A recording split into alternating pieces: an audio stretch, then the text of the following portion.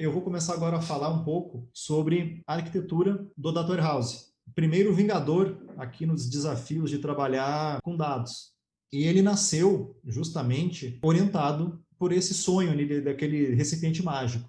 E também ele pegou vantagem das tecnologias da época, principalmente o banco de dados relacional, que também é orientado aos objetivos do recipiente mágico, e aí nasceu uma estrutura de arquitetura de dados chamada Data Warehouse, que tem características muito interessantes de controle transacional fortíssimo, provido pelo banco de dados relacional, por uma estruturação muito forte e preparação daquele dado antes do uso, ou seja, você define o esquema do seu dado antes, no momento que você escreveu o dado, você já sabe o esquema no qual ele está inserido. Então, o Data Warehouse tem essa característica bem interessante de uma pré-definição e uma preparação muito fortes antes de você entregar ou antes de você consumir o dado. A gente chega neste desenho de arquitetura. Os Data Warehouses acabam tendo parte, se não todo, desse desenho de arquitetura que eu vou comentar com vocês. Eu quero destacar, antes de mais nada, que a gente tem sempre 4 elementos nesse tipo de desenho de arquitetura. Nós temos uma primeira camada, que é a origem dos dados, uma segunda camada, que é uma área geralmente utilizada para você colocar um clone da sua informação, um clone dos seus dados, uma área de trabalho. E esta área de trabalho tem o famoso nome de área de stage ou de staging.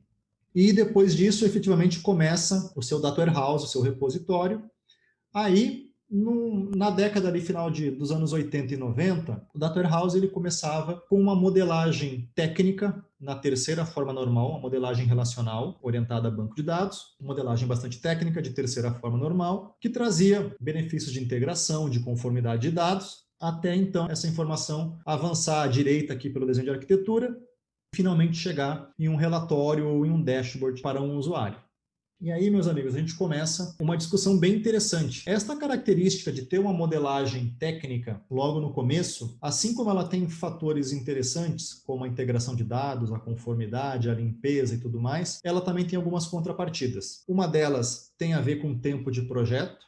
Então, é necessário um projeto mais longo de preparação dessa informação, se você adotar terceira forma normal. Mas ela não é só isso, tá? Tem um outro fator que, na minha opinião, eu acho que ele é mais crucial, né? É claro que o tempo ele é relevante para todos nós, né? E principalmente no mundo corporativo, o tempo significa dinheiro, né? Mas tem um outro fator, que a terceira forma normal, ela é uma modelagem técnica, ela faz muito sentido, os nossos sistemas transacionais usam ela para guardar informação de uma forma eficiente. Do ponto de vista de análise de negócio, e principalmente do ponto de vista de uma pessoa que não cursou um curso de tecnologia, como a gente que está reunido hoje, não consegue ler. A terceira forma normal tem uma característica de ser ilegível para quem não é da área de tecnologia de dados e mais especificamente para quem não é da área de modelagem de dados. Ela é bastante difícil de ser legível. Por esta razão, ela distancia do propósito final, que é a análise de negócio, que é na ponta a gente ter um estrategista do negócio pensando qual foi o produto vendido, quando que ele foi entregue, para quem, por qual fornecedor, e aí ganhou força uma segunda técnica de modelagem chamada modelagem dimensional de dados,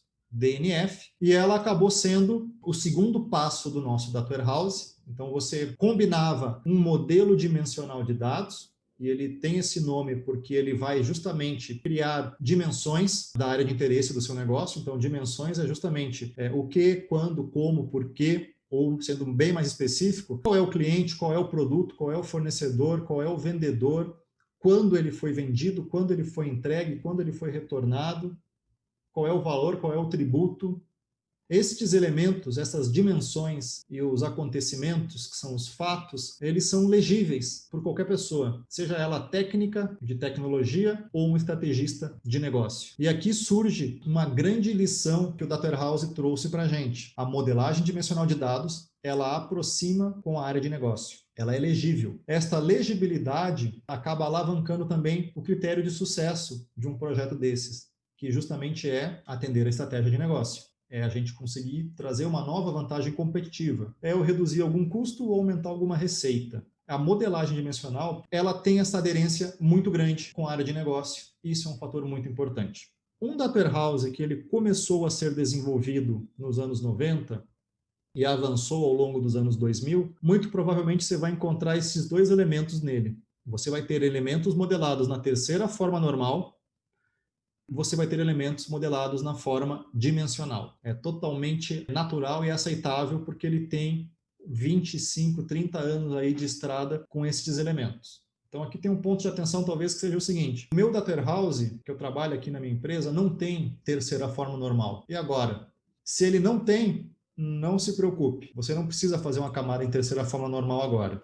E da mesma forma que se você está começando um projeto agora de data warehouse e está aproveitando algo que já existe, e você tem um data warehouse que começou nos anos 90 e ele tem lá um fragmento em terceira forma normal, você pode pensar, poxa, então eu tenho que excluir esse negócio? Não.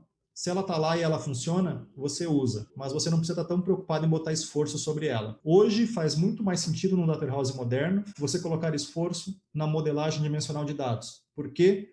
Porque você quer estar próximo do teu usuário de negócio. Então aqui a grande lição é, se você já tem, utiliza. Se está começando agora, já constrói aquilo que é muito mais próximo do entendimento de uma área de estratégia de negócio, que você aumenta suas chances de sucesso neste projeto. Por conta de todos esses fatores que a gente foi falando até agora, o Data Warehouse pegou uma fama. E aqui fiquem muito atentos, eu vou usar a palavra percepção.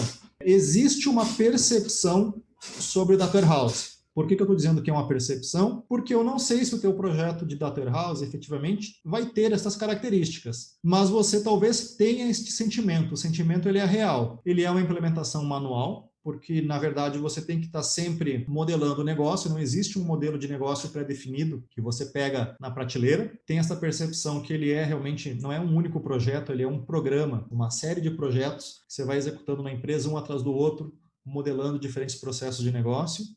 Consequentemente, ele é muito complexo e por ser complexo ele acaba sendo caro e porque eu preciso preparar o dado antes do consumo, tem a percepção de que ele é lento, né? Porque quando surge o requisito de negócio, quando o data warehouse fica pronto, o requisito talvez já não faça mais tanto sentido. Mas fiquem atentos que tudo isso eu estou dizendo para vocês, isso aqui são percepções. Daqui a pouquinho eu vou falar um pouco mais das tecnologias e a gente tem como endereçar estas percepções. Calma que para tudo tem uma solução. Vou deixar mais uma vez aqui meu contato, fiquem à vontade para me adicionar no LinkedIn. Esta apresentação de agora está disponível no meu GitHub.